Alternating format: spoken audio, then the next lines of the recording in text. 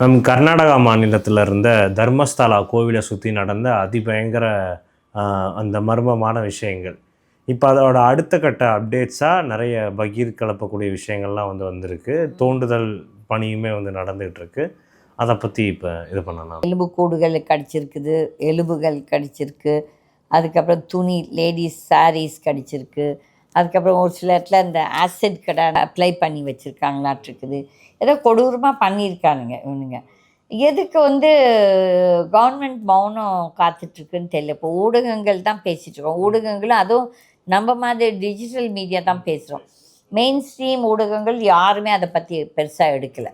நீங்கள் பார்த்தீங்கன்னா அந்த கோடி மீடியா எல்லாமே யாருமே பெருசாக பேசலை. இப்போ அந்த ஆள் ஃபஸ்ட்டு நீங்கள் யோசிக்கணும், எல்லாத்தையும் விடுங்க. He is an MP member of the BJP party. அப்போ அந்த பிஜேபி பார்ட்டி தான் இதுக்கெல்லாம் ஆன்சரபிள். அதே மாதிரி அங்கே 5 வருஷம் கர்நாடகாவில் காங்கிரஸ், 5 வருஷம் பிஜேபி, அப்படி தான் மாற்றி மாற்றி வந்திருக்காங்க. அப்போ 2 கவர்மெண்ட்டும் பேசலை. ஏன்னா இந்த அரசியல்வாதி எல்லாத்துக்குமே இந்த ஆள்கிட்ட ஒரு இது இருக்குது, ஏதோ டிரான்சாக்ஷன் இருக்குது, ப்ளஸ் அந்த ஆளால் ஓட்ஸ் கிடைக்கும்னு சொல்லிட்டு. அப்போ இது எல்லா அரசியல்வாதி மக்கள் மேலேயும் தப்பு இருக்குது. அப்புறம் இந்த போலீஸ் ஆஃபீஸர்ஸ் எல்லாம் எவ்வளோ பேர் போய் கம்ப்ளைண்ட் கொடுத்துருக்காங்க. ஆனால் இந்த போலீஸ் பணத்தை வாங்கிட்டு அந்த கம்ப்ளைண்ட் கொடுத்து அவங்கள மாட்டியிருக்காங்க.